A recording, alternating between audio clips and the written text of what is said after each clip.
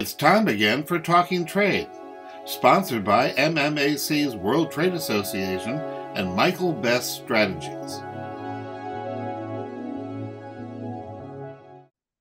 Welcome to Talking Trade. I'm Sandi Siegel, president of MEJ. And I'm Ken Wasylik, Managing Director of EM Wasylik & Associates, an international business development company. We're so pleased and happy that we have Jason Culotta on our show this morning. Jason is the president of the Midwest Food Products Association, a trade association based in Madison, Wisconsin, and it advocates on behalf of food processing and agricultural companies in the Midwest, primarily Illinois, Minnesota, and Wisconsin. So welcome, Jason, to Talking Trade to talk about the food industry today. Well, Ken and Sandi, thanks for having me on today. Well, great. So let's start with the challenges. Every industry have had its challenges over the last years, whether it was the critical industries like yourselves during the pandemic, supply chain issues, getting food, inflation. Can you kind of outline some of those challenges today and what it looks like going forward? Absolutely, Ken. So yeah, like everybody, we really had to respond during COVID, and thankfully we had a lot of stocks on hand and were able to supply the needs that the domestic market for sure had at that time. We really ended up struggling with some tin plate steel issues, which is used in the can manufacturing. We've continued to struggle with some pricing issues there for our products, but it's been interesting that we've been unable to get the domestic supply to match the need that the industry has, and so we've been struggling to try to get sufficient imports in the country. And I'm sure you guys have heard a lot about the steel tariff situation, and tin plate for us, it's 2% of all steel, so it's not a huge thing, but it has a huge impact, as most of the cans that are made with tin plate go into food production. Right.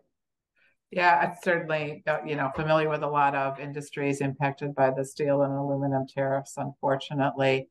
In general, so obviously that makes you a little less competitive and raising your prices and so forth.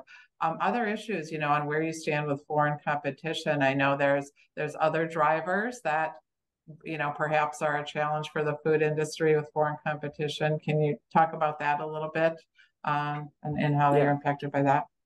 Yeah, Sandi, so we produce most of America's canned vegetables. We do canned and frozen in the upper Midwest, but most, if you think sweet corn, green beans, peas, we do a lot of that here. And we beat everybody in the world on quality, but on price, normally with labor, it's not an issue, actually, surprisingly, compared to the foreign competition. But this packaging issue with the steel for the cans has put us at a bit of a disadvantage.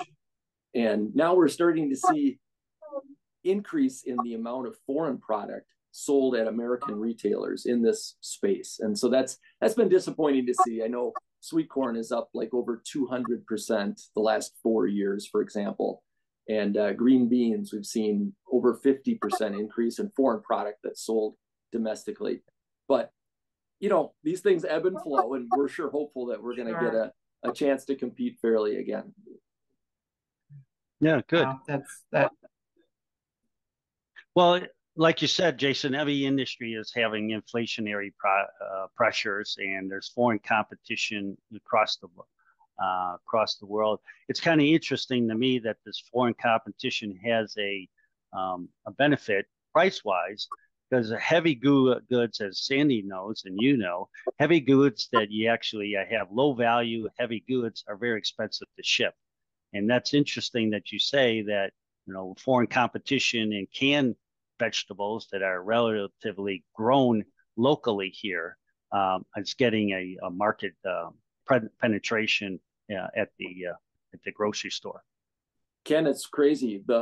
If you grab a can off the shelf, over 40% of the price of that can is actually the packaging. It's the steel that comprises the can, and that makes up the difference with the transportation. A lot of the competition we see is from China and Thailand. Some comes from Brazil. And it's incredible that long distance transportation costs can be offset where we lose our price competitiveness. And as I said, we're hopeful to regain that, but we have to change some things in the big national picture to make that happen. Right, right. Well, if we switch it around and look at agriculture as exports from the United States to the world's markets, I mean, we are just like very many countries, a food basket for the rest of the world. Agriculture is a key industry here in the Midwest. Every state is agriculturally they're a key industry. Where do you see some of the opportunities for U.S. exporters, Midwest farmers, Midwest food processors going forward? Well, there definitely are opportunities. We've seen on crop exports, WEDC had reported how our exports to Mexico and to the Netherlands, for example, was vegetables. We had some significant growth in the second quarter. So we're hopeful to see some more improvements in places like that. But the real opportunity for us is how do we expand our markets or our access to markets? Under President Trump, for example, he had negotiated a change with Japan that actually lowered the tariff on a number of American agricultural goods, including sweet corn. And we had a direct benefit where we had Wisconsin produced corn that was going to that market because of that result. But it seems to me there's post-Brexit, the British, having the United States have an opportunity to connect where we can get more access into that market. What had been TPP, the Pacific Rim, that's now, I think it's CTPP is the new acronym. Sandi, you probably know all about that. But that seems to be just a huge opportunity for the United States to engage and would really allow us greater access to more markets, which would really benefit American agriculture and broader industry. Yeah. Well, unfortunately, our political situation is that we're not very open to new free trade agreements. At least Washington is not. I know most business people like ourselves are very open to a free trade agreement with the United Kingdom as well as other partners around the world in Asia. So it's kind of interesting that it would definitely benefit our ag industry and our food processing industry if we had these trade agreements and at least advance in those particular multilateral and multi-country relationship builds. That's right. And we have a lot of work to do. We have a lot of work to do, and still, some threat of some of the retaliatory duties. So, every step forward is, there's someone else. We're tracking in the other direction. I'm sure. Cranberries are right in line to get potentially hit, and Wisconsin produces 60% of the world's cranberries. Well, exactly, and I was going to say that really hits close to home. Jason, maybe you could wrap up for us and tell us I'm interested on the shipping side. Agriculture was certainly one of the commodities that was a challenge when supply chain, access to equipment and transportation was, at its worst. In general, it's gotten better, but again, it certainly refrigerated equipment and some of the specialty equipment for agriculture was really a challenge. What does it look like today? Challenges with shipping. Certainly, I know pricing's come down.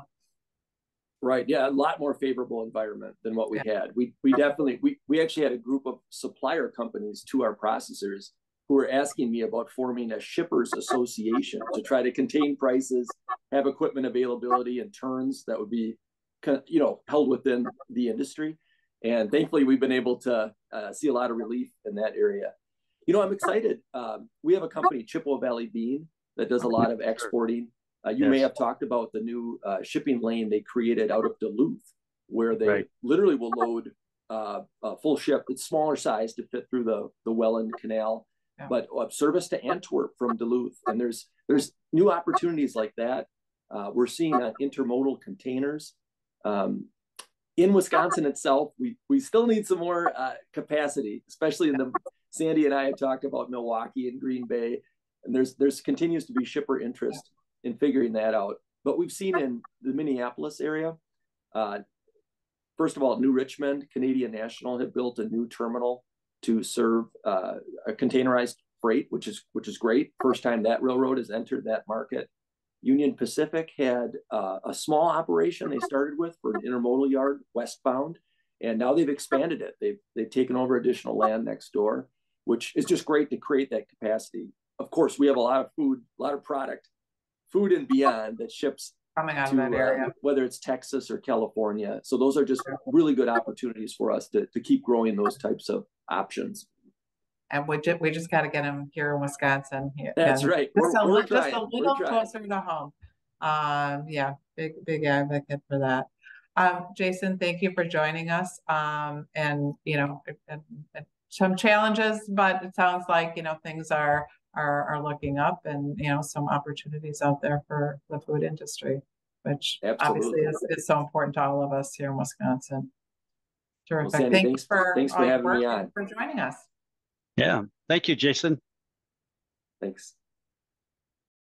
You've been listening to Talking Trade, sponsored by MMAC's World Trade Association and Michael Best Strategies.